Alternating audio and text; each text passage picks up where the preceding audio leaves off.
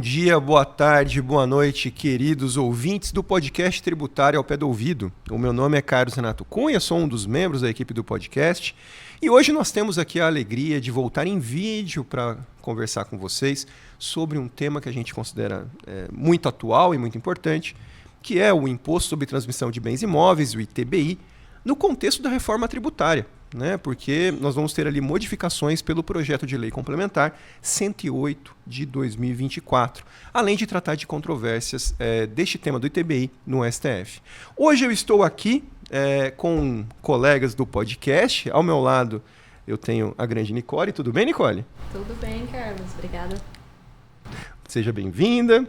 Também temos aqui o Bruno. Tudo bem, Bruno? Bom dia, Carlos. Tudo bom? Tudo ótimo. Bom dia aos nossos ouvintes. Bom dia, boa tarde, boa noite, né? Dependendo do horário que o pessoal está nos assistindo e nos ouvindo aí.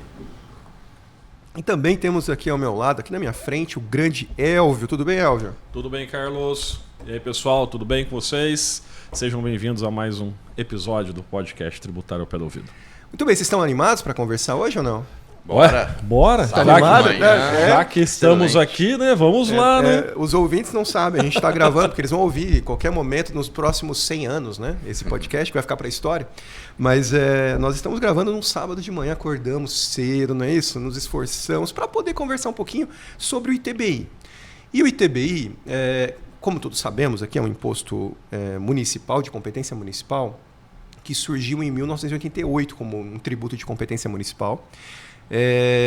E o projeto de lei complementar 108 de 2024, ele vai trazer modificações relevantes na regulação das normas gerais, né, de lei complementar sobre esse imposto.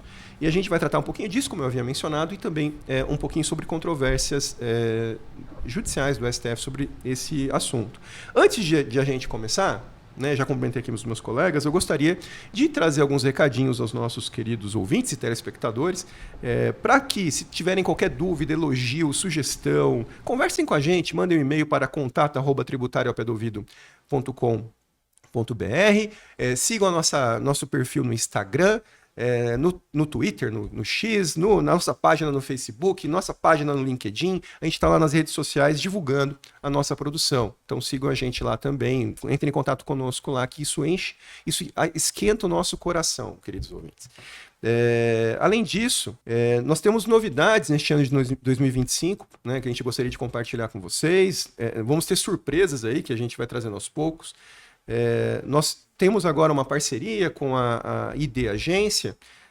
Nós criamos uma nova identidade visual, vocês devem ter percebido nas redes sociais, está aqui também, né, no monitor. E nós vamos ter novidades, tá? A gente pretende mudar a nossa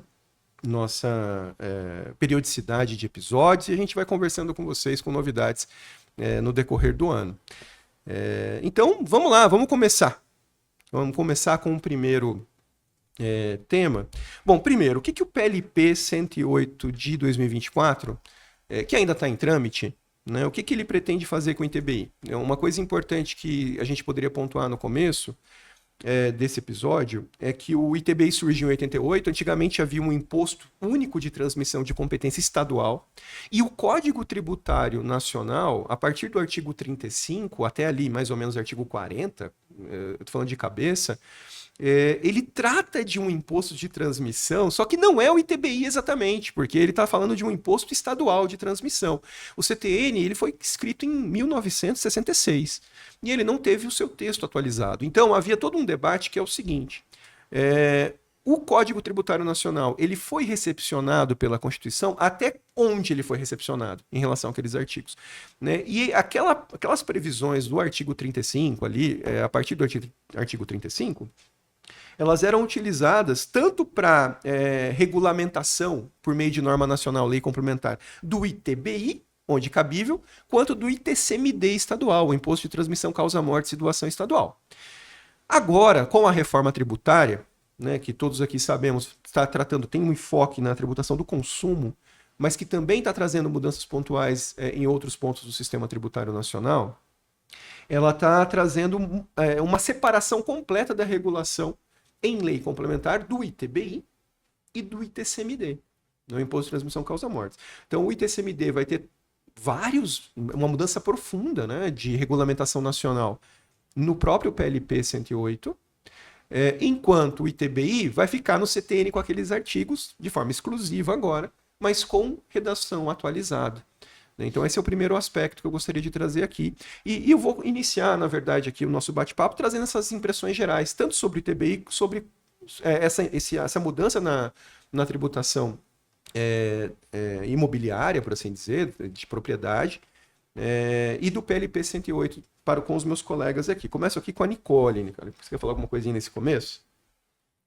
Não, eu acho que é isso mesmo. A gente teve algumas alterações relevantes do ITBI, algumas alterações discutíveis aí em termos de legalidade e constitucionalidade. Tá, mas é isso. E os meus colegas aqui. O Elvio está com vontade de falar. Bom, é um tema que, o Carlos, assim, eu vejo um até que enfim, na verdade, né? Até que enfim o legislador brasileiro resolveu melhorar essa redação do Código Tributário, resolveu, na verdade, tentar esclarecer todas as discussões que nós tivemos nos últimos 30 anos, né, em relação ao ITBI, e essa dificuldade, às vezes, até de quem começa a estudar direito tributário, né? Assim, mas o que é isso aqui? Está misturado? É o Estado ainda ou não? A lei complementar não existe? Os municípios teriam ampla e total possibilidade de legislar, né? Porque isso aqui está falando que é do Estado, isso ainda vale, não vale? Então, aquela série de situações. Eu vejo que essa nova regulamentação vem um pouco até de forma atrasada. Já devia ter acontecido algo para resolver, pelo menos, essas questões redacionais no Código Tributário Nacional, para que essas dúvidas deixassem de existir, né? Até questões pré-88, pré-Constituição, às vezes criam dúvidas se a internet tem de tudo, né? Então, às vezes, algumas situações são levantadas que hoje nem mais se aplicam justamente por conta daquela redação que ainda causaria certa confusão em relação à própria competência do tributo, né? Mas eu acho que vem, claro, toda a reforma tributária demorou, não é? A reforma tributária aí ficou todo esse tempo no âmbito da discussão acadêmica e discussão legislativa, né? E ela veio e agora o pessoal acaba por se aproveitar disso tudo para fazer essas mudanças e atualizar realmente a legislação. E a atualização nunca vem, de certa forma, só mantendo aquilo que existia, né? Temos coisas novas e hoje a gente vai ter a oportunidade de tratar um pouco sobre esses assuntos, né? Bem, Bruno, quer falar um pouquinho? Sim, tudo bom? Pessoal, bom dia novamente. Obrigado pelo convite aí para participar de mais um episódio. Eu acho assim, o ITBI teve várias discussões judiciais que vieram tratando de situações que causavam dúvidas, né, no momento de se aplicar o imposto. Uma delas era qual é o momento que ocorre o fato gerador do ITBI. Então, é no momento da lavratura, por exemplo, da escritura pública, a partir dali já estaria ocorrendo a transmissão do imóvel por ato oneroso, a fim de dar surgimento ao nascimento ao fato gerador do ITBI. Então, isso gerou uma série de discussões judiciais e o Supremo e a jurisprudência veio consolidando o entendimento de que não, né? O ITBI somente pode ser exigido a partir do momento do registro imobiliário. Porque, de acordo com o Código Civil, apenas o registro imobiliário tem o poder de transmitir a propriedade do bem imóvel. Então, isso consolidou-se na jurisprudência que não se pode exigir o ITBI de forma antecipada e alguns municípios ainda exigem. Por exemplo, a legislação municipal de São Paulo prevê que no momento da lavratura da escritura pública deve ser exigido o ITBI pelo cartorário. Tá? Então, ainda existem legislações... Sobre isso eu quero falar depois, tá? Tá bom. Nós estamos aqui, não podemos esquecer, né, que o Carlos doutor, mestre, mas é procurador do município. Então, do lado você mal. tira esse viés teu aí de procurador. Não, mas eu sou advogado privado também, eu posso advogar. Tá certo. Então, eu sou equilibrado. É que realmente tem um debate interessantíssimo no ITBI, mas termina. Tá. Assim. Não, aí, assim, até entrando um pouco agora no PLP 108, então o que ele traz de novidade ali? Tá? Ele incluiu o artigo 35A no CTN, meio que, pelo que eu pude analisar aqui, ele está, vamos dizer assim, recepcionando a decisão do Supremo, da jurisprudência, no sentido de que a transmissão, o fato gerador de TBI só ocorre com o registro.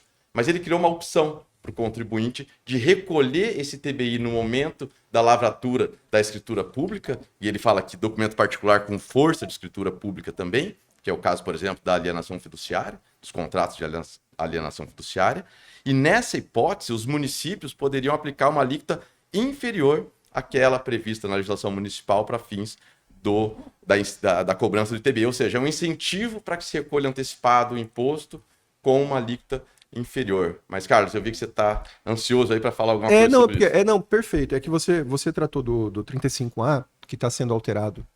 Supostamente, né, será alterado pelo projeto de lei complementar. E realmente, você já explicou ali a ideia dele. Então, em tese, assim, ele está autorizando o recolhimento antecipado quando da escritura ou de um documento, né, que tenha força de escritura, como opção do contribuinte. E aí, o município pode cobrar uma alíquota menor. Na verdade, eu até já vi esse desenho em alguns códigos tributários municipais Brasil afora. Eu não vou dizer um município porque eu vou acabar cometendo algum equívoco, mas existe, de vez em quando você encontra esse tipo de previsão. Mas eu queria voltar um pouquinho, e a gente volta aqui para debater, que é o seguinte, esse tema sobre o momento da ocorrência do fato gerador do ITBI, o critério temporal, né, da hipótese da regra matriz de incidência tributária do ITBI é interessantíssimo. Eu não estou nem aqui entrando no mérito de certo e errado. Porque, vamos lá, qual que é o entendimento que você vai encontrar na jurisprudência, como o Bruno já mencionou? Ora, se o fato gerador do ITBI é a transmissão do imóvel, e segundo o Código Civil, a transmissão se dá com o registro imobiliário, então o momento do fato gerador somente pode ser o registro imobiliário, até pelo artigo 110 do CTN, que diz que a lei tributária não pode mudar os conceitos do direito privado para fins de competência tributária. E tudo bem, estamos de acordo. Só que o ITBI ele tem uma questão interessante, porque ele é aquela história de quem nasceu primeiro, ovo ou a galinha, sabe? É uma referência circular.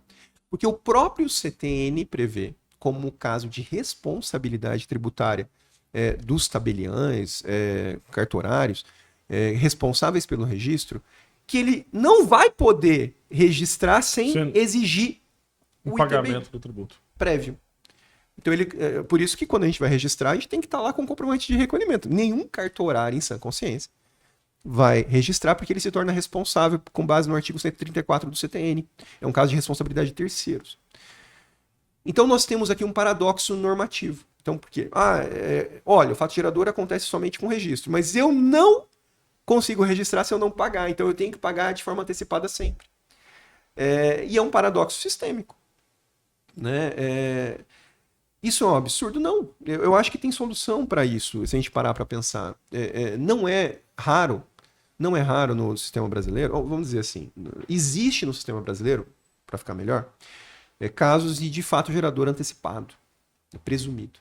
E aí presumido não com base em elucubrações completamente desprovidos de substrato fático. É possível que o legislador, com base em indícios muito fortes, preveja a necessidade, a presunção de ocorrência do fato gerador. E isso está autorizado pelo artigo 150, parágrafo 7º da Constituição Federal. Emenda Constitucional número 3, salvo engano, que, né? Todo mundo talvez pense, porque fala do fato gerador presumido. Né? Todo mundo pensa no ICMS substituição tributária, mas lá não está escrito que é para o ICMS substituição tributária. Está dizendo que o legislador pode... Até porque está no artigo que trata das limitações constitucionais do poder tributário. É geral, não tem especificação para tributo algum. E aí, o que acontece? Ninguém firma escritura pública de aquisição de imóvel por esporte. Né? Eu imagino que a pessoa vai lá e eu vou ficar assinando, ela firma aquilo porque ela quer adquirir imóvel. Então, eu não acho absurdo, digamos assim, se a legislação assim o prevê, com base no artigo 150, parágrafo 7º. Se a pessoa assinou uma escritura pública, presume-se de forma muito forte que haverá o registro. Então, eu tenho ali uma presunção de transmissão do imóvel, porque é um filme, não é uma foto. Eu tenho a foto, que é o registro, mas eu tenho o filme que começa com as tratativas, o WhatsApp, né? A pessoa, vamos lá, não sei o quê, no site, negociação. Depois eles vão lá sentar, depois vão firmar a escritura, talvez firme um contrato que nem a escritura antes. E depois, finalmente, o último ato do filme o registro. Dentro deste filme, eu não vejo como absurdo você presumir que o fato gerador, o procedimento para a ocorrência do fato gerador começou. E o artigo 150, parágrafo 7º, permitiria isso em tese. Então, eu não vejo tanto problema nisso, compreende? Eu nem acho que é contrária à decisão do Supremo. Porque você pode falar, não, realmente, fato gerador é no registro.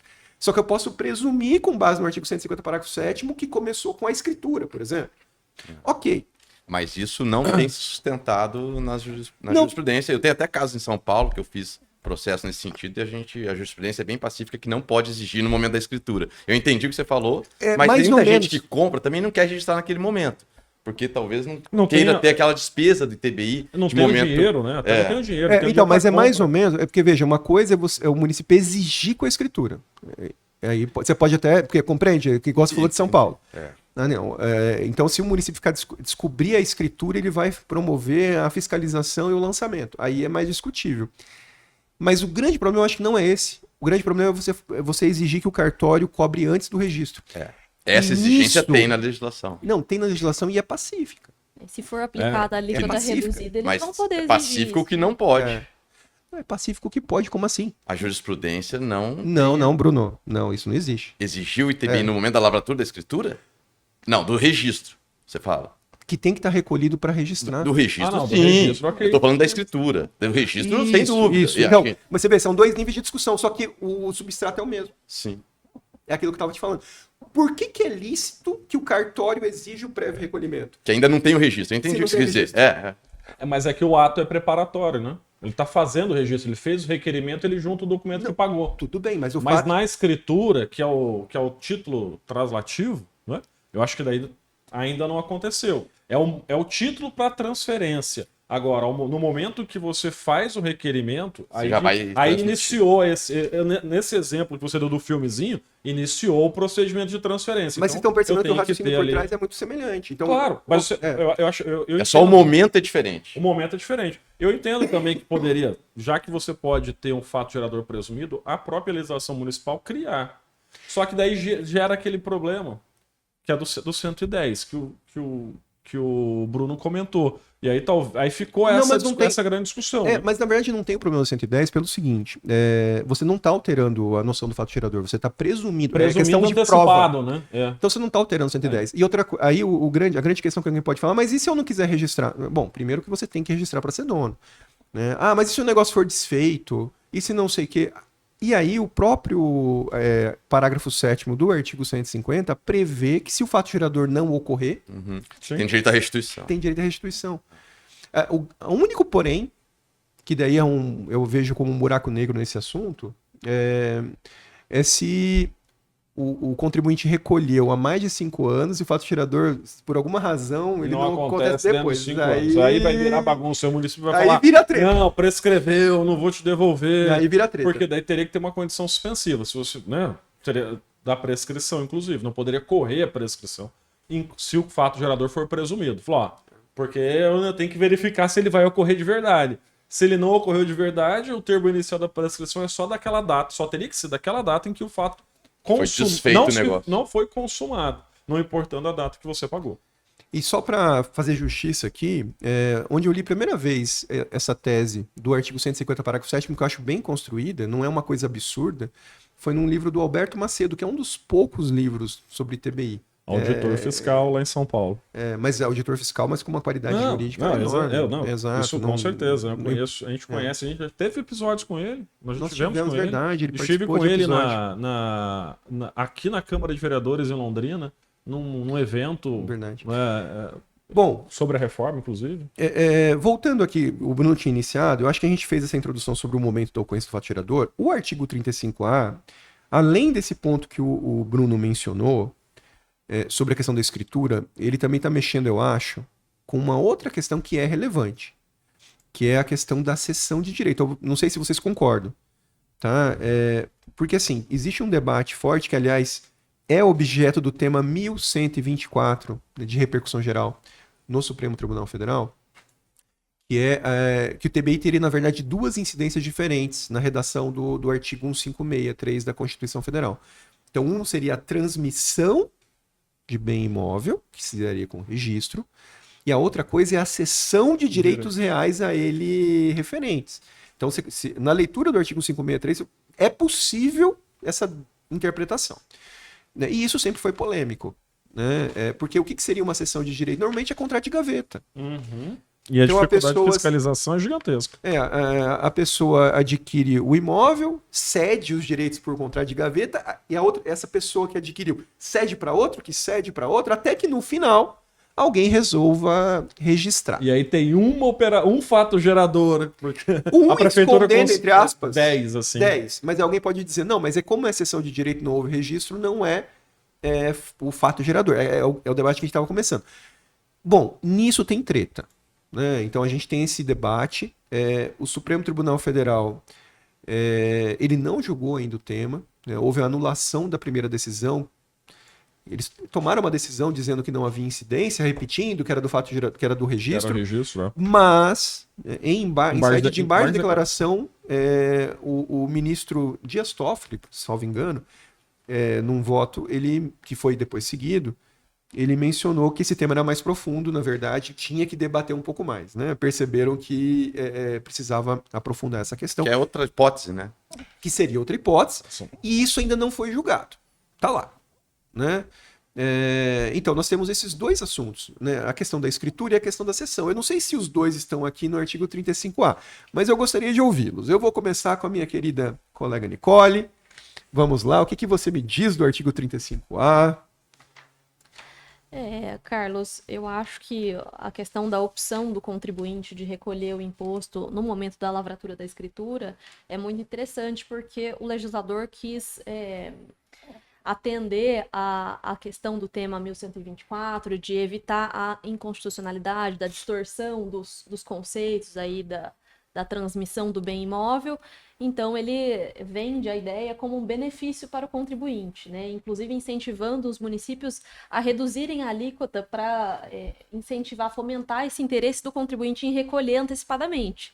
Mas, de fato, a hipótese de incidência do ITBI, ela ocorre no registro, né? A gente não pode considerar isso como o momento da escritura. Sobre esse ponto eu retorno ao meu raciocínio. Tem quem defenda que não é bem assim, né? Mas eu acho, lógico, quando você cria um regime opcional, o regime opcional meio que salva tudo no direito tributário. Vocês estão percebendo que nós estamos vivendo uma questão de contratualização do direito tributário, né? Eu acho que a questão, essas opções e tudo mais, tem a finalidade arrecadatória. Porque assim, eu não vou ficar discutindo. Eu tenho uma opção aqui, uma opção ali, eu vou pagar de qualquer jeito e eu vou tentar buscar aquela que talvez me facilite mais. Não é nem aquela que me traga mais economia tributária. Mais barata, né? Mas nem sempre aqui. é aquela que traz mais economia. Eu acho aquela que me facilite. Então é isso. Acho que o Estado, hoje, né, a visão... E aí eu retomo um pouquinho, Carlos, um episódio que nós fizemos em dezembro de 2022. Mas que memória, hein, Elvio? Porque você me fez uma pergunta. E a gente falava assim, o que vai acontecer em 2023? Qual é o panorama para o novo governo no direito tributário? Eu falei, arrecadatório, é um governo arrecadatório. É um governo que tem esse viés porque ele vai gastar muito.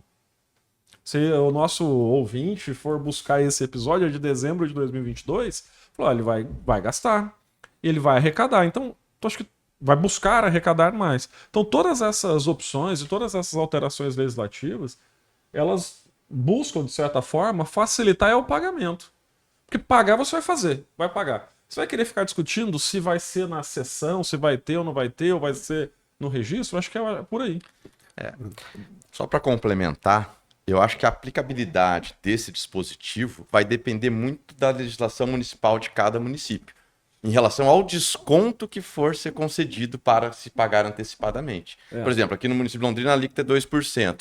Se o município falar, se você pagar antecipadamente, você vai pagar 1%, metade. Então, provavelmente, os contribuintes vão... Agora, se o cara vai 2%, eu te dou um desconto de 0,1% você paga antecipado. Então, talvez isso... É que depende, porque, na verdade, eu vejo um debate hoje que é interessante. Às vezes a pessoa... Se ela tivesse recolhido quando ela fez a escritura, lógico, depende dela ter dinheiro, né? É muito fácil quando tem dinheiro. Tudo é muito, muito simples. Mas se a pessoa recolhe quando ela fez a escritura, aquele recolhimento vai valer lá no registro, mesmo que seja 10 anos depois. Sim.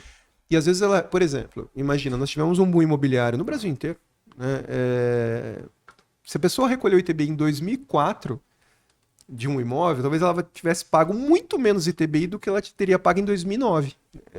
Então, assim, Até porque pela base de cálculo, pela valorização. A valorização e o valor da base de cálculo vai ser na data do fato gerador. Que se for o registro, se for 10 anos depois, 5 Então anos tem depois, essa diferença. é naquele momento lá na Mas frente. isso para quem tiver com a ideia de esperar um tempo para registrar. Agora, o cara que vai lavrar a escritura para já registrar em seguida, aí talvez não teria né, essa vantagem de pagar antecipado, porque lá na frente o imóvel vai estar com valor venal maior, ele já pagaria antecipado com desconto. Né? E a cessão, claro, a cessão é uma situação um pouco diferente, né? Como é um instrumento particular, de gaveta, como o Carlos colocou, muitas vezes faz sessões, e a hora que chega lá no final, você fala, pô, vamos passar direto esse imóvel aqui pro final, para quem adquiriu por último, e não aparece na escritura. Então, muitas vezes não há esse recolhimento do ITBI nessas sessões em função disso. Eu acho que Então, vale a pena, Carlos, a gente retomar só o que está na Constituição. Vou ler rapidamente aqui, Claro.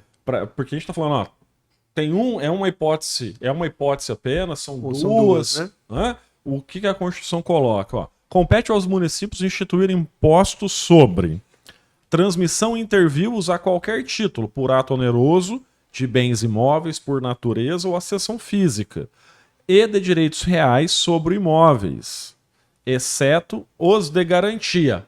Ponto. Aqui, para mim, ou na discussão que se tem, é a primeira hipótese. Pode se entender como Que é a primeira hipótese. transmissão. Não é?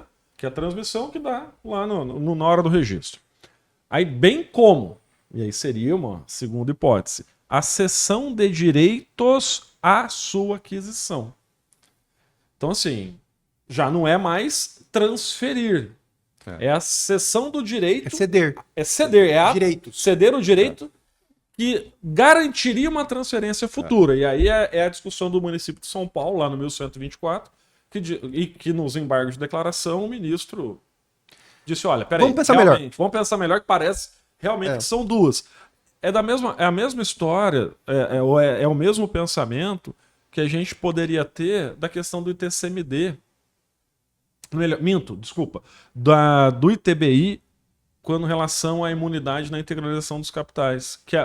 Mas só que lá o STF falou em obter dictum. Né? Depois a gente trata disso. Para não confundir, né? Mas aqui me parece que o bem comum, na minha visão, técnica, acadêmica, nós teríamos duas hipóteses. Na opinião de vocês, vamos imaginar o seguinte: não, tem duas hipóteses mesmo. Vamos fechar, vamos dizer assim, por princípio, por premissa, vamos considerar que tem duas. Ok. Uhum. Esse artigo 35A do PLP que está sendo incluído, né? Perdão, artigo 35A do CTN que está sendo incluído pelo PLP 78.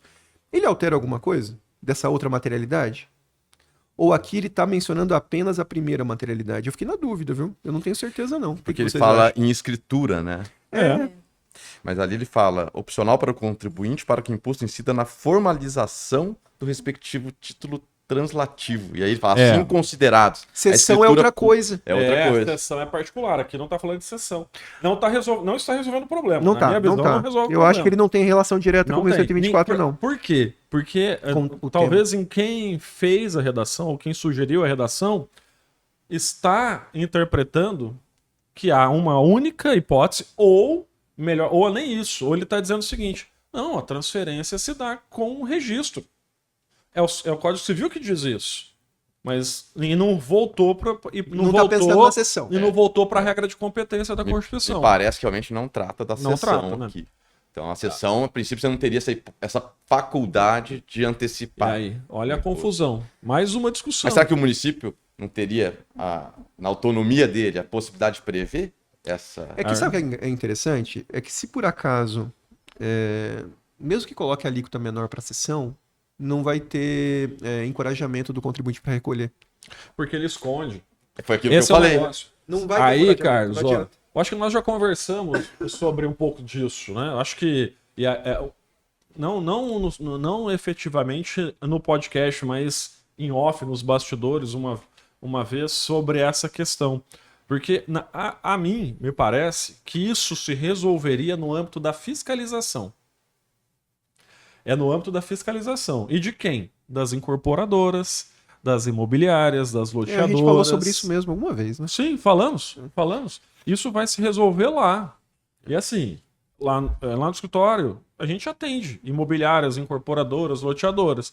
A gente vê isso acontecendo a todo momento. Não é? A sessão. E o município nunca fiscalizou, e ainda até hoje a gente nunca viu, e não há fiscalização. Mas isso, na minha visão, se resolveria no âmbito da fiscalização. Eu sei, Siri, você não escutou nada. É que é uma fiscalização difícil, né? O Mas telefone acontece, aqui, de me vez em quando perdoe. acontece, é meio por acidente. Às vezes, por acidente. Acontece. Sabe quando acontece, Carlos? O cara compra, faz a sessão, eu já vi isso. Ele vai lá mudar o cadastro imobiliário. Pra mudar lá o Aí titular do junta IPTU. Junto o instrumento tal, da sessão. junto o instrumento da sessão. Aí, meu, já era. Caberia ao município fazer a fiscalização. Vocês querem falar mais alguma coisinha sobre esse 35A do CTN? Eu estava pensando aqui da questão de estabelecer uma nova hipótese de incidência e um novo critério temporal, talvez. Talvez a redação do artigo 35A foi um pouco infeliz. Se eles tivessem estabelecido um regime especial, algo assim que antecipasse o recolhimento, mas realmente dá a entender que eles criam duas hipóteses de incidência distintas, a título de opção do contribuinte. Realmente ficou estranho, mas assim, é realmente um artifício de arrecadação tributária. É só isso, é dinheiro no bolso. A ideia é fazer com que o município possa ter mais dinheiro. Na minha visão, acho que é bem isso. Facilitar essa história. Bom, então a gente pode partir, se vocês estiverem de acordo, para o segundo tema do nosso debate, que é o artigo 38A do Código Tributário Nacional, que está sendo incluído pelo projeto de lei complementar, né? E o artigo 38A, ele mexe com um dos temas mais sensíveis do ITBI, que é o cálculo da sua base de cálculo, né? Como que eu mensuro a base de cálculo. Esse é um tema que tem bastante debate doutrinário e jurisprudencial. Eu até vou... Eu tô ficando velho já, não é o caso da Nicole. Eu não vou dizer que não é o caso do Bruno e do Elvio, não, mas não é o caso com certeza da Nicole, que não tá ficando velha, mas é o meu caso. Quem tá de barba branca? Eu sou mais velho aqui. Não, quem tá de barba branca é o... Mas o que eu tenho percebido, eu não sei se os meus colegas todos aqui concordam, se você, ouvinte, concorda. O ITBI, né, há 20 anos atrás, 25 anos atrás, ele era um imposto irrelevante. Ele não tinha produção doutrinária e ele não tinha debate jurisprudencial. Eu vou dizer isso na prática. Como o Bruno recordou aqui, o Elvio, eu sou procurador do município, eu não tinha ação judicial discutindo ITBI, pelo menos aqui na região onde eu resido. Não sei em São Paulo, mas aqui não tinha. Era muito raro ter alguma ação judicial discutindo ITBI. Era um imposto irrelevante, até mesmo para o contribuinte, sabe? Era algo que não era relevante. Isso mudou a partir daquele boom imobiliário do meio dos anos 2000. O mercado imobiliário ficou aquecido. Os municípios começaram também a perceber que o ITBI não era tão irrelevante do ponto de vista de arrecadação e começaram a apertar a fiscalização. E isso, obviamente, quando o município começou a perceber que ali tinha uma fonte de dinheiro que ele estava perdendo, supostamente, e que ele poderia arrecadar melhor, fiscalizar mais. Isso gerou um aumento da judicialização sobre o ITBI. Então, hoje, sim, eu considero que o ITBI é um imposto com muita discussão judicial, a gente vai perceber isso pelos temas que chegaram ao STF, e discussões bastante interessantes. São questões interessantes. E um deles é aqui, nós vai redundar nesse debate do artigo 38A. Tá? Então, eu não vou ler aqui o artigo para não ficar maçante. Quem conseguiria resumir isso de forma simples para os nossos ouvintes aqui? Quem conseguiria? Bruno, você que é o cara o Bruno é o cara da síntese, e a Nicole. Meu, eu não sou da síntese, eu já vi. Eu falo pra caramba, escrevo porque muito. senão a gente vai ler muito cansativo. Mas vamos lá, você consegue, Bruno? Vou tentar, Carlos. Bom, eu acho assim, como o Carlos falou, né? Essa questão da base de cálculo do TBI sempre criou muitas controvérsias, né? Como que se vai valorar? Pauta de valores, aí tem uma discussão até que foi travada entre nossos colegas aqui, o Carlos e o nosso colega Felipe, né?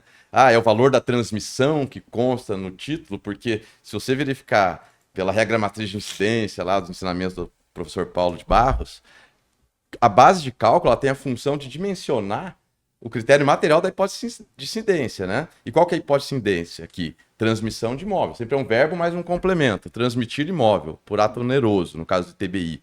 Então, qual seria a base de cálculo natural do ITBI? O valor da dessa transmissão. operação. O valor da transmissão. Ou não. Tem outra forma de interpretar. A gente vai voltar pro debate. Essa Não, briga. é a briga, Olha a né? confusão. Não, Mas mas o vamos código- para ser justo, vamos colocar outra visão junto aí pro nosso Sim, ouvinte Por decidir. favor.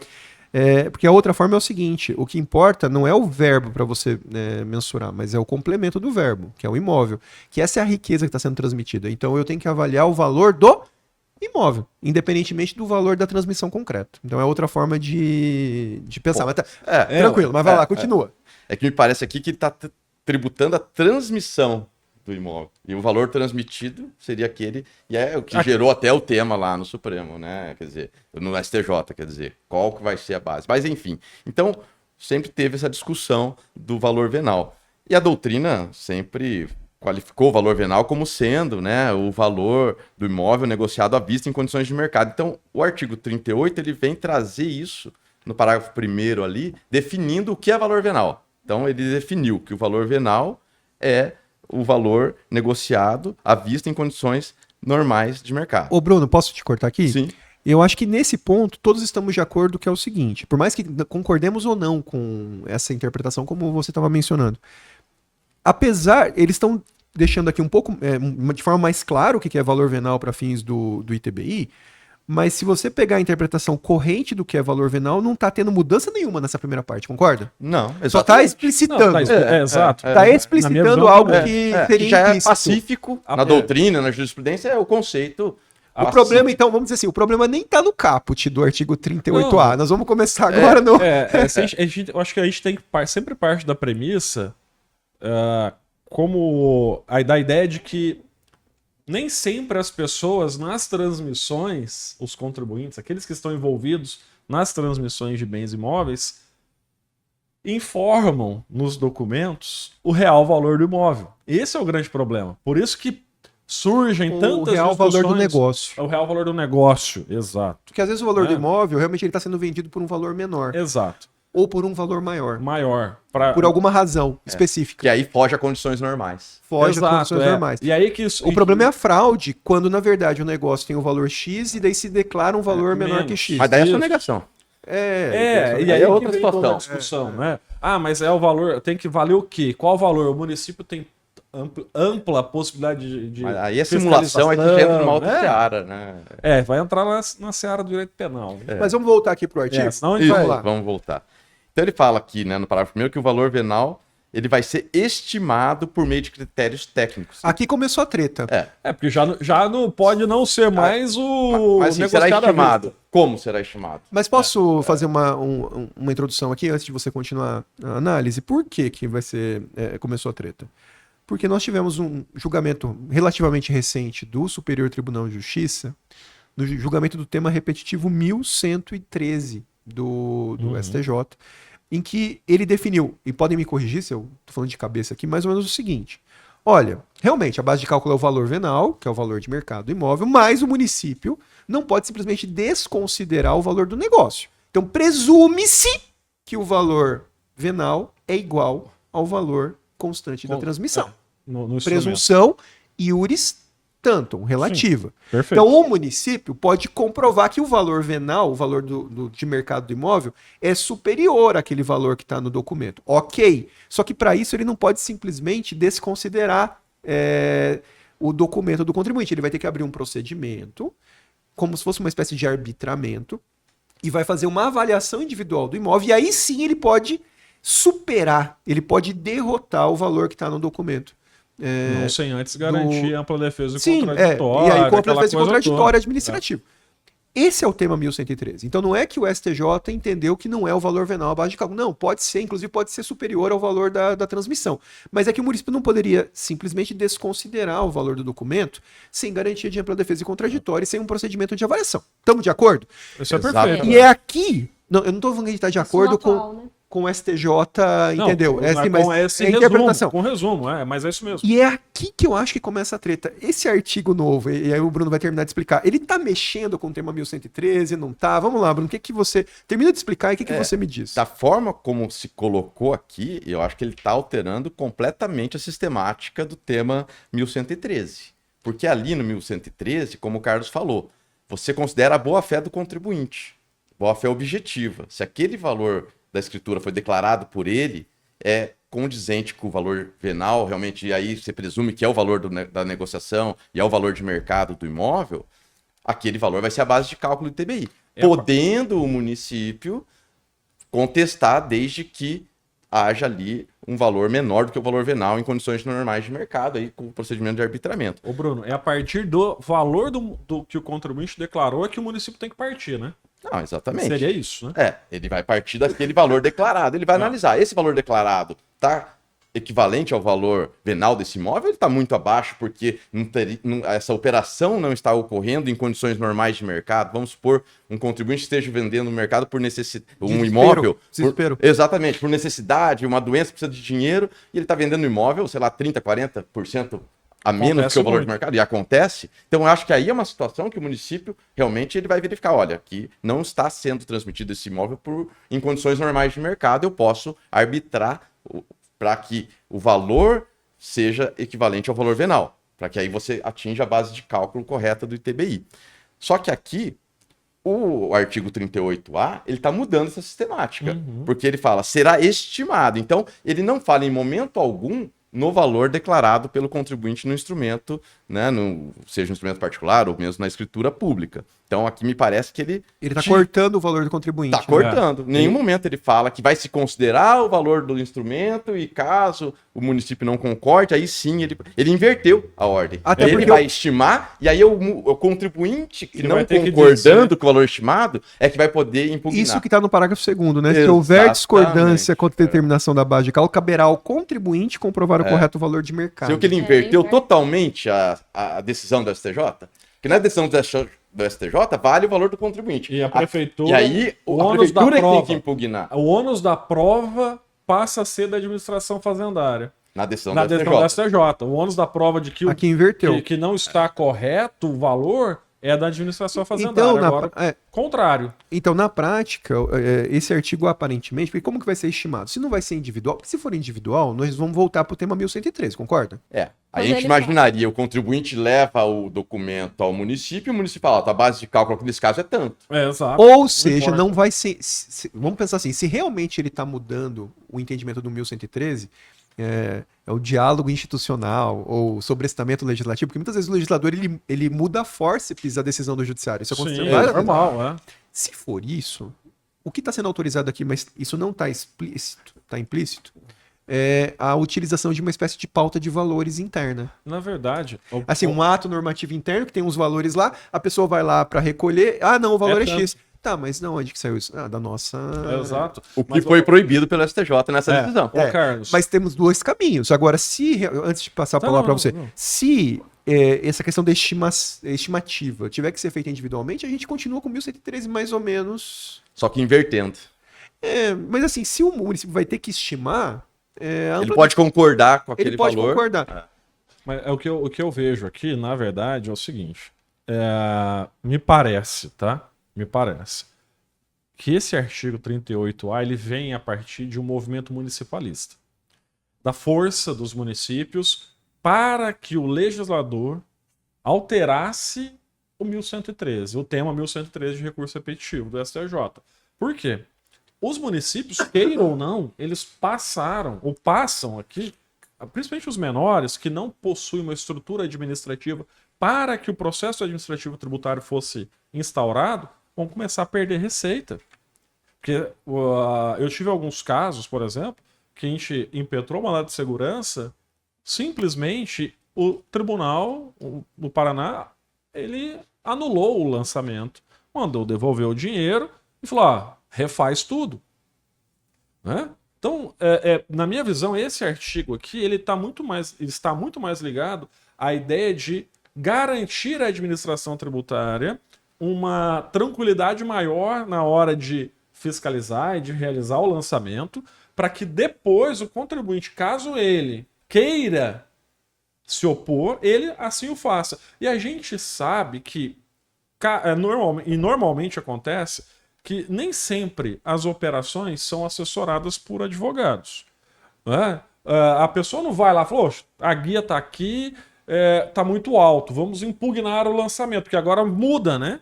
Muda. Essa o que o Bruno colocou, essa inversão do ônus da prova é efetivo. Então, inversão é o que é do pior. Procedimento, inclusive. Não, inversão e não vai bastar você alegar que é maior, você tem que provar. Sim, tem que provar. A prova agora você é do contribuinte. vai ter que juntar um laudo De um corretor imobiliário. Que é caro, às vezes é até maior, próximo ali do valor do tributo, não é? Que você vai pagar. E a prefeitura e a administração fazendária pode simplesmente dizer, não. Eu tenho isso que eu uma ia comentar. interpretação. Então aí virou a confusão. A Nicole tá louca pra falar. Vai, Vamos lá, vamos lá. Eu tenho uma interpretação um pouco mais radical, eu acho, que vocês desse dispositivo. Para mim, quando ele fala será estimado por meio de critérios técnicos, para mim já pressupõe que o município que vai determinar a base de cálculo. A pauta. Vai ser uma espécie de pauta fiscal. É a pauta que o Cássio tá colocou. certo, assim, não será opcional do município, ele definirá essa pauta. O será, sim, E ok. o inciso 4º, ele reforça ainda, que ele dá a opção de ser utilizado para fins desses critérios técnicos, os usualmente observados pelas administrações tributárias, ou seja, a pauta do IPTU.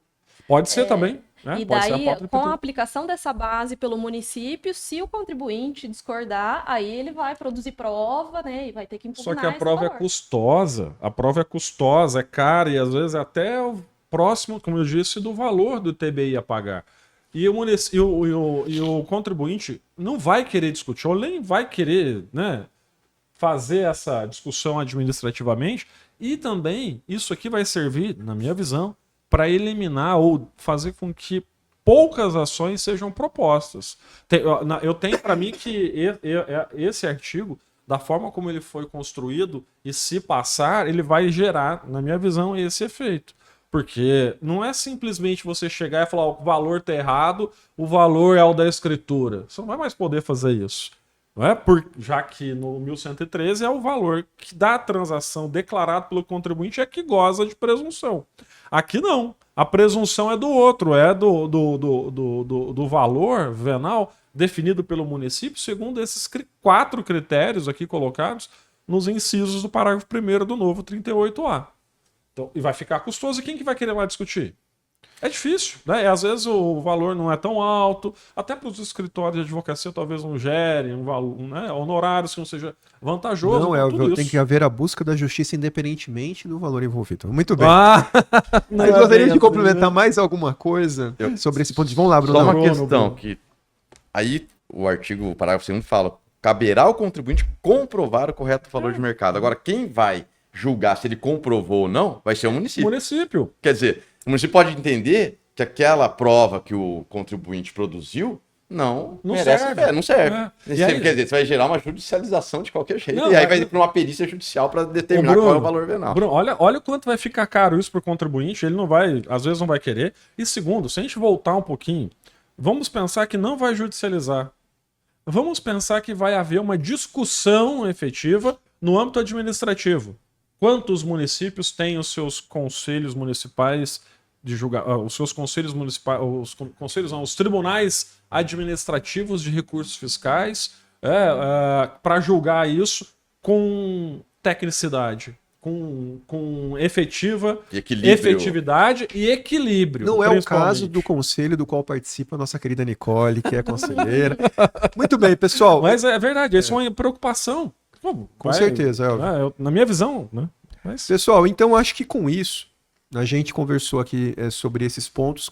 Na verdade, o PLP 108 ele traz só essas modificações, tá? Mas são modificações que vocês perceberam que mexem com pontos sensíveis do ITBI. Antes da gente passar aqui para a segunda parte, alguém gostaria de complementar alguma coisa? Podemos passar? Eu acho que isso aqui vai acabar gerando novas discussões, né? Envolvendo o tema 1113, se o município pode estimar, se o município pode elaborar pautas, vai voltar talvez uma nova o STJ discussão. talvez tenha uma postura defensiva da sua jurisprudência, tudo. Exato. Então nós vamos passar agora audiência. todos estiverem de acordo, né, para a segunda parte, mas vai ser rapidinho, a gente está com bastante tempo já de debate, sobre decisões do STF, discussões atuais sobre TBI. Vejam, aqui, ao tratar do PLP 108, nós conversamos sobre 2 temas de repercussão geral ou recurso repetitivo. O 1113 do STJ, recurso repetitivo, que é esse que a gente acabou de discutir, né, sobre a presunção de validade, de legitimidade do valor declarado pelas partes no negócio de transmissão e o procedimento para superação disso pelo ente público, que está sendo, em tese, modificado pelo artigo 38A do CTN. E falamos também do tema de repercussão geral 1124, se eu não estou errando aqui o número de cabeça, obrigado, que trata ali da questão da cessão de direito como materialidades em separado, que a gente comentou antes. Mas nós temos, como a gente havia conversado, o ITBI se tornou um tributo relevante em debates jurisprudenciais. E nós temos alguns outros temas, tá, relevantes em debate. Nós temos o tema 1348, né, que eu vou de repercussão geral, que eu vou jogar aqui na mesa para a gente conversar. E nós temos o tema 796, esse já de algum tempinho, de alguns anos, e que continua gerando muito debate. A gente já conversou sobre isso em outros episódios. Só queremos aqui recordar para o ouvinte que começar a nos ouvir, depois vai lá, maratona nossos episódios, que você vai encontrar nosso debate sobre o tema 796. 85 episódios, quase 6 anos. 86. Né? Né? 86, quase 6 anos. Esse é o 87º. Muito bem, então vamos começar com o tema 1348. Quem gostaria de apresentar a questão e trazer uma visão? Rapidamente, acho que eu até comentei, quando a gente falava um pouquinho antes, né? O 1348 ele surge a partir de um obter dictum do voto do ministro Alexandre de Moraes. Tem ligação com o 796, então. Que tem ligação com o 796. Então vamos explicar o 796. Acho que é importante. Né? E daí vamos O Bruno é o cara do 796. Só uma coisa, posso fazer a introdução? O 796 tem a ver com ITBI, mas tem a ver com planejamento tributário. Planejamento tributário. Sucessório, empresarial. E aí, dois, né? ele acabou gerando. Não que ele. Veja bem, não é que o STF decidiu algo que fosse inédito, porque já tinha tribunais que decidiam daquela forma. Ele acabou tornando isso nacional. Mas ele acabou gerando um problemaço para quem trabalha com planejamento tributário, que daí só era muito mais simples, você passou a ter um caminho mais complexo. Nem fale. Pois é, o tema 796 tem gerado muitas controvérsias e não vão ser encerradas essas controvérsias com a análise do tema 1348, eu acredito que não. Tá? Começa, quais são as controvérsias do 796? Bom, o 796, a tese que foi fixada, e aí já começou de uma forma um pouco equivocada a tese fixada, porque ela dá margem a uma interpretação divergente daquilo que restou decidido quando você analisa a íntegra do acórdão. Tá? Então ele estava analisando ali um caso prático onde o contribuinte incorporou um imóvel numa pessoa jurídica em integralização de capital social, só que ele usou parte do imóvel para integralizar o capital social e parte do imóvel ele jogou numa conta da contabilidade chamada de reserva de capital. Então o caso prático era mais ou menos assim os valores. O imóvel valia 500 mil, o capital social foi estipulado em 30 mil reais, e ele incorporou esse imóvel usando 30 mil dele para integralizar esse capital social de 30 mil reais, e a diferença ele jogou para a reserva de capital. Ou seja, ele não usou o valor total do imóvel para fins de integralização de capital. E aí é que vem a grande questão, tá? Que o Supremo se debruçou para decidir. Haveria, neste caso, a imunidade lá do artigo 156 da Constituição Federal. Não vamos nem entrar na questão da atividade preponderante ou não, tá? Vamos considerar aqui a questão da aplicação da imunidade do ITBI quando você integraliza bens na pessoa jurídica como realização do capital social.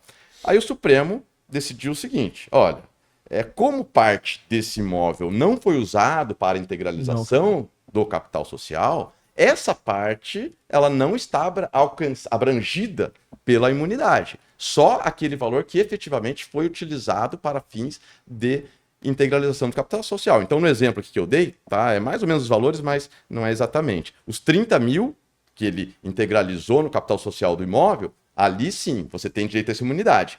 Agora, a diferença desses 30 mil para o valor do imóvel, que é 500 mil, Que foi colocado em reserva de capital, em reserva de que capital, é outra coisa. esse valor ele não está alcançado pela imunidade. E aí, qual que foi a tese que foi fixada? A tese, eu vou ler porque é importante. A imunidade em relação ao ITBI, prevista no inciso 1 do parágrafo 2º do artigo 156 da Constituição Federal, não alcança o valor dos bens que exceder o limite do capital social a ser integralizado. E aí, o que os municípios passaram a interpretar? Olha, se você está integralizando um imóvel por 500 mil, por exemplo, mas esse imóvel... uma observação, tá? A legislação permite ao contribuinte integralizar o imóvel pelo valor declarado no seu imposto de renda, ou seja, valor de custo histórico Legislação de aquisição. federal. Exatamente, a Lei 9.205, se eu não me Para engano, fins de imposto de renda. de imposto de renda. Por quê? Se você integralizar esse imóvel por um valor acima daquele valor que está declarado no seu imposto de renda, você vai apurar ganho de capital. Então a legislação te dá essa opção. Você pode integralizar por um valor superior, mas você vai apurar ganho de capital e vai pagar o imposto de renda sobre esse ganho de capital. Então, usualmente, os contribuintes integralizam o imóvel na pessoa jurídica pelo valor que está declarado no imposto de renda, que é o valor de aquisição, que, obviamente, muitas vezes, né, usualmente, quando a pessoa comprou esse imóvel há muitos anos atrás, é um valor muito inferior ao valor de mercado atual do imóvel. Então, nesse caso, você tem um imóvel que está declarado no seu imposto de renda por 500 mil, mas vamos supor que hoje ele valha 1 milhão. Você integralizou ele por 500 mil e o capital social é de 500 mil. Então você está usando todo o valor do imóvel para fins de integralização do capital social. Então, nesse caso, você teria direito à imunidade. Tá? Porque você usou todo o imóvel para fins... Você não está deixando parte do imóvel para reserva de capital. E aí, Bruno, qual que é a interpretação dos municípios? Só para eu concluir, você vai discordar. Não vou discordar. É que, não, o que eu acho engraçado é que você não consegue falar uma coisa sem ter o viés do advogado. Falar assim, ó, tem duas interpretações. Você não consegue. Você já fala assim, isso é o certo, mas não é bem assim. Mas vamos lá. Eu tô falando qual é a interpretação. Agora, eu dei a interpretação do Supremo, como o Supremo decidiu, analisando ali o voto do relator, o caso prático que foi analisado. Isso é fato. Né? Foi uma parte para reserva de capital e uma parte para integralização do capital social. O Supremo falou, ó, o que integralizou o capital, beleza, você tem imunidade. Agora, quando você integraliza o imóvel, usa o valor total desse imóvel para a integralização daquele capital social, você teria imunidade sobre o valor total. Mas aí os municípios interpretaram isso de uma outra forma. Eles disseram o seguinte, você integralizou esse imóvel por 1 milhão, por 500 mil, por exemplo.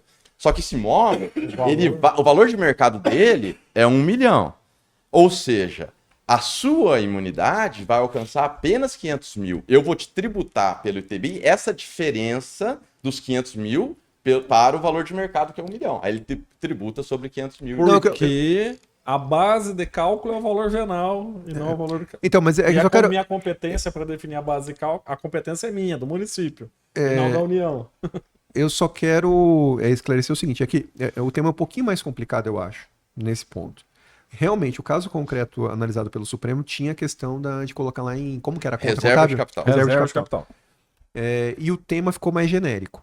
Muito mais genérico. Ele tinha, Só que veja, o tema ficou mais genérico, mas dá para interpretar também que é o espírito da coisa. Porque você pode falar, não, mas aquele caso concreto era X, não, mas às vezes você pode interpretar que a intenção dos ministros é, se não foi utilizado para integralização no sentido de aumento formal do capital social, não está abrangido pela humanidade. Pela imunidade, desculpa. Tá, beleza. Só que o que eu quero só esclarecer é o seguinte, não é que os municípios passaram a interpretar equivocadamente. Eles não já é interpretavam isso. Isso que assim. isso eu queria esclarecer. Não, Já havia... Mas hoje eles usam esse tema para, logicamente... É que tinha município que não estava nem aí. Não, E acordou... Todo, 99%, Isso, Carlos. e acordou depois do Acordou tema. Então depois esse do que foi tema. o problema. Gente, Só que já tinha, por exemplo, eu já tinha casos desse há 10 anos antes. Né, e já ganhávamos, o TJ Paraná já tinha entendimento, não era com reserva de capital, era da diferença do valor integralizado e o valor de mercado. Então não é que é uma novidade. O Supremo foi a primeira decisão do Supremo, mas não foi a primeira decisão do Judiciário Brasileiro. E o Judiciário Brasileiro interpretava esse tema não nesse caso concreto, era esse tema no sentido mais genérico mesmo. Mas concordo, o que aconteceu? A partir do tema, primeiro, a primeira dúvida que surge, o Supremo Tribunal Federal, a redação da tese realmente é o que eles queriam dizer ou não? Ou eles queriam separar esse caso concreto dos outros? É legítimo o debate. Os advogados podem fazer esse debate. Mas também é possível a outra interpretação. Não é isso mesmo. A gente quer exatamente o que está na tese.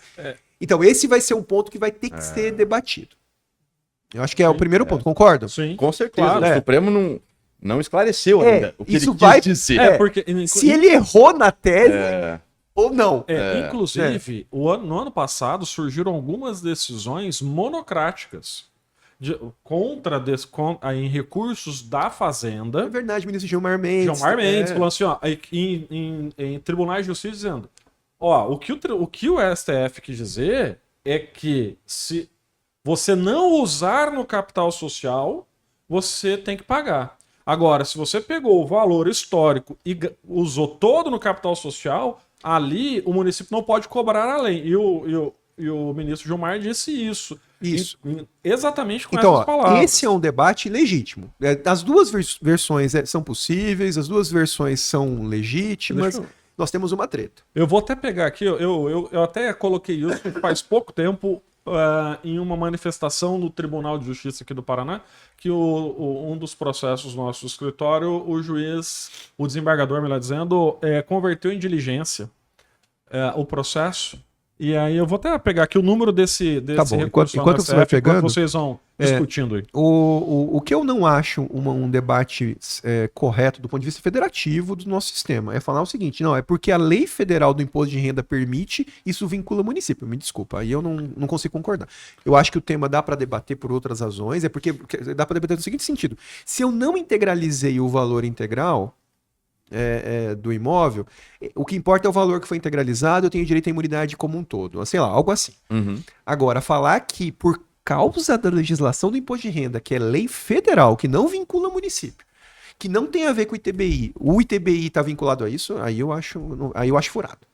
Então, eu acho que tem dois debates a serem feitos aqui. Eu acho que dá para aprofundar, dá para criar uma tese, mas eu acho que não dá para usar a legislação do imposto de renda como fundamento de vinculação ao município. Né? Porque daí isso é menosprezar os municípios. A gente já falou sobre isso em algum outro episódio. É que aí vem, né, Carlos, aquela ideia do seguinte, da divisão de competências constitucionais. Quem define e a quem é garantido definir todo o arquétipo do ITBI? O município. E ele, ali, a partir da regra de competência do 156, vai definir, levando a não ser que tivesse uma norma geral por meio de lei complementar que determinasse perfeitamente, isso. Aí daria... Essa é a ideia, né? Eu concordo academicamente com essa ideia. Mas apesar disso, eu também concordo que dá para debater a interpretação mais garantista para o contribuinte sem precisar utilizar esse argumento que eu acho furado. Dá para construir uma outra forma. Mas assim, esse é o tema 796, o núcleo. Mas daí nós temos um outro problema que foi criado pelo próprio julgamento do tema 796. Não foi? E daí nós vamos ter um outro tema. Antes de falar... Só uma coisa, a Nicole quer falar alguma coisa sobre esse ponto específico? Não, acho que é isso mesmo. Deixa eu só trazer aqui essa decisão, já que nós comentamos, essa decisão do Gilmar Mendes. Só menciona o... Eu vou mencionar aqui o recurso, abrir aqui o processo. Cadê? O recurso extraordinário 1449-120 do Mato Grosso do Sul. Tá? Beleza. Julgado dia 13 de junho de 2024, onde ele trata essa questão. É uma decisão monocrática. Assim, bem exceção, vamos dizer assim, porque as decisões, na maioria da STF, estão mantendo esse entendimento. E, assim, majoritariamente, todos os tribunais do país estão mantendo esse entendimento. Então, a coisa tá feia para os contribuintes, por enquanto. Quer ver, ó? Só uma... É uma frasezinha. Ele fala assim, ó. A controvérsia trazida não é a mesma que conduziu a tese firmada no paradigma 769. No sentido de que a imunidade tal, né, não alcança a diferença entre o valor do imóvel e do capital integralizado, uma vez que naquele discutia-se valor excedente destinado à criação de capital de reserva. Aqui ele trata especificamente do que o Bruno falou. Isso. Aí ele analisou exatamente a origem do 796. E aí ele tá acatando exatamente aquela visão que o Bruno tinha mencionado primeiro. Perfeito, é isso aí. Gente, por causa do tempo, vamos continuar aqui. Em relação ao 796, surgiu uma nova treta, tendo em vista uma frase meio despretensiosa do ministro Alexandre de Moraes. Mas vamos lá. Assim, O Bruno, explica pra gente. Exatamente, Carlos, porque essa matéria que o Alexandre de Moraes colocou no voto dele, a princípio não estava sendo objeto do julgamento. Então, é o e que eles ninguém chamam discutia. Só tinha um autor que defendia, que é o Kiyoshi Harada. Exato. Charada, é o único. E os contribuintes Procurador municipal. vinham levando né, sempre pau nisso aí. E o Alexandre de Moraes, no voto dele, colocou lá que a imunidade, nesses casos, seria incondicionada, ou seja, independeria da atividade preponderante do contribuinte, porque a Constituição traz, né, que quando a atividade for preponderantemente imobiliária, você não teria direito a essa imunidade.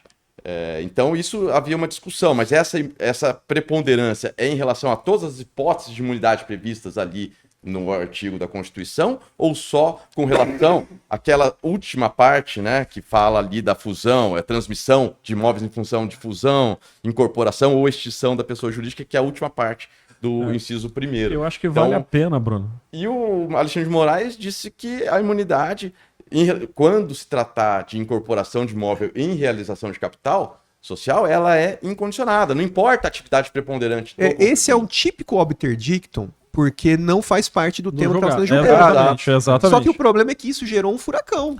Aí todo mundo, agora acabou o problema. Eu Exatamente. acho Aí que todo mundo começou a defender que já o Supremo tinha decidido que a imunidade era incondicionada. E lógico, não foi bem isso, né? Então, aquela parte, aquele livro do Kiyoshi Harada que tava lá escondido, ninguém pegava, todo mundo voltou para aquele trem e falou assim: viu, que o Kiyoshi Harada tava certo e sempre esteve certo. Né? A gente esqueceu, a gente tem que pedir desculpas pro Kiyoshi Harada, que a gente esqueceu ele lá e na verdade é isso. Agora, eu não vou nem entrar no mérito, tá? Não, eu discordo da interpretação desse. Eu sei que eu discordo e tal. Eu acho que vale a pena que a gente lê, igual a gente fez a questão da sessão, lê o artigo aqui, ó. Eu acho que é porque às vezes o pessoal não tá entendendo, Não tá entendendo, como pra não que é essa entender. questão da imunidade, Quer essa ver, ó? diferença. Para quem está nos assistindo, está nos ouvindo, ó. Diz assim, o parágrafo 2º. O imposto previsto no inciso 2, que é o ITBI, primeira hipótese, segundo o obter dictum, não incide sobre a transmissão de bens ou direitos incorporados ao patrimônio de pessoa jurídica em realização de capital. E aqui é a primeira hipótese, imunidade incondicionada. Segundo o obter dictum no voto do ministro Alexandre de Moraes. Aí a segunda hipótese, que seria nem sobre a transmissão de bens ou direitos decorrentes de fusão, incorporação, cisão ou extinção de pessoa jurídica, que também seria uma imunidade incondicionada.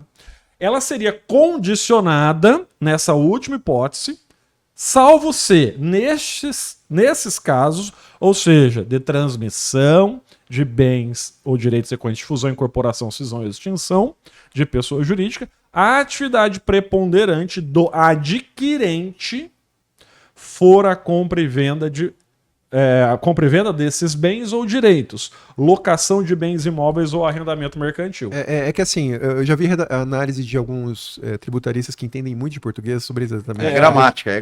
Porque assim, se fosse nestes casos, o Alexandre de Moraes estaria correto. O nestes. Se fosse naqueles casos, a imunidade incondicionada seria a última. Você entende? Agora, nesses é tudo. Então, assim. A história do. Tem uma questão de português. Né? Mas. E essa sempre foi a interpretação. Isso. O problema é assim, nestes ou naqueles. Então, assim, mas... E aí surgiu o tema, né? E aí que surgiu o tal do tema... Como que é o número do tema, gente? 1348. Foi recente, né? Isso foi em novembro de 2024, que daí o STF, vendo toda essa discussão do voto do Alexandre de Moraes, esse obter dictum, falou, vamos reconhecer então a repercussão geral desse tema para decidir efetivamente se essa imunidade é incondicionada ou não, né? Essa imunidade relativa à incorporação de bens em realização de capital social. Então isso é que vai ser decidido pelo Supremo nesse tema, só que ele vai ter que decidir, não sei se ele vai abranger isso nesse tema ou vai ter que fazer um outro tema para esclarecer a questão da diferença para o valor de mercado, porque ele falar que a imunidade é incondicionada, em muitos casos, não vai adiantar nada para o contribuinte, porque se pegar um contribuinte que tem um imóvel lá declarado por R$100 mil que comprou na década de 80, sei lá, hoje esse imóvel vale 10 milhões. Se ele tiver imunidade com relação só aos 100 mil, ele vai tributar. Não faz diferença nenhuma. Entendeu? Então, não faz diferença nenhuma. Não vai fazer diferença nenhuma. Eu acho que o tema mais importante, claro, esse é importante, mas o um tema muito relevante que o STF tem que esclarecer, e rápido, porque isso está gerando muita controvérsia, é o 796. Para dizer qual é o alcance da tese que foi fixada aqui em relação a essa questão da diferença do valor pelo qual o imóvel foi integralizado e o valor de mercado. Em que casos vai se aplicar ou não essa tese. E tem um problema, né? Eu não lembro agora o número da súmula do STF, se é a 5, mas aqui é paradigma com a 7 do STJ. Da questão de provas. Normalmente, quando a gente faz o recurso extraordinário, ele não é recebido já aqui no tribunal, porque supostamente essa discussão seria a reanálise de prova. E aí a gente fica de mãos amarradas. Então, assim, ou o STF aceita um dos agravos para rediscutir, dizer qual é a amplitude do negócio, né, do 796, ou a gente vai ficar nesse embate. Eu brinco que aí seria uma jurisprudência. Como que é aquela brincadeira lá de coloca uma bala no revólver? Roleta russa. É a jurisprudência roleta russa. Isso tá Se você criando uma conseguir segurança, né? no tribunal uma jurisprudência como essa do Mato Grosso do Sul, em que daí vai subir, e aí é a Fazenda Pública que vai sofrer a consequência da súmula 7 ou da sua paradigma lá no STF, tudo bem. Agora, se for o contribuinte, a gente vai ficar bravo. Né? E aí, ao contrário, seria o Carlos bravo lá, fazendo os agravos dele.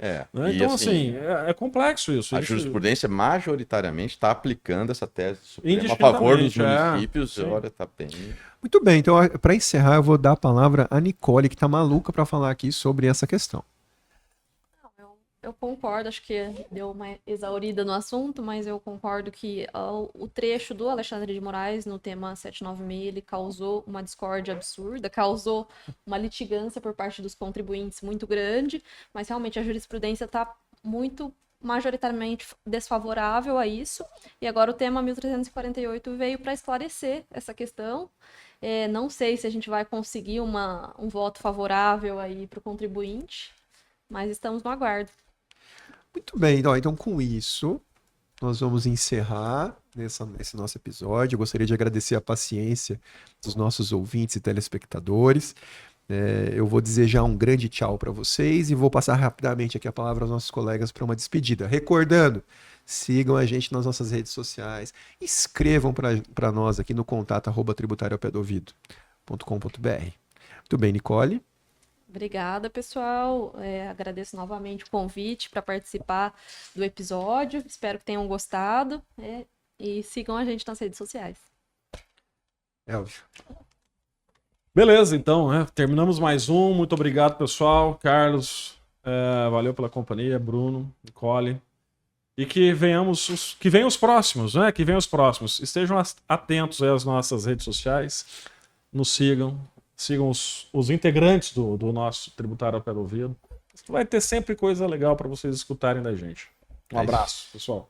Valeu, gente. Obrigado, Carlos, Nicole, Elvio. Acho que foi um episódio bem legal. Conseguimos debater vários temas aí do TBI. E até lembrar aos ouvintes, Carlos, que você falou, né, que o ITCMD também está sofrendo uma regulamentação no PLP 108. E nós fizemos um episódio sobre o ITCMD, né, já com a reforma que está por vir aí no PLP 108, então acessem lá, não lembro o número do episódio, tá? Não faz muito tempo não, faz pouco tempo, acho que foi em dezembro, que vocês também vão ter lá um episódio sobre o ITCMD, que também gera muitas controvérsias, né, como o ITBI. E, Carlos, para você não ficar triste falando que eu fico só na visão do advogado, eu vou concordar com o tema 1124, aqui a favor dos municípios, na seção de direito, que aqui me parece realmente que é uma outra hipótese. Momento histórico, senhores ouvintes! É um momento histórico. E já me comprometo a não entrar com ações contra essa questão. Você pode entrar com ação, porque você está defendendo o interesse dos seus clientes. Você pode até discordar, mas pessoal. Mas eu gosto de defender quando eu sei que eu vou ganhar. Pessoal, valeu, gente. Obrigado. Um grande abraço. Até mais.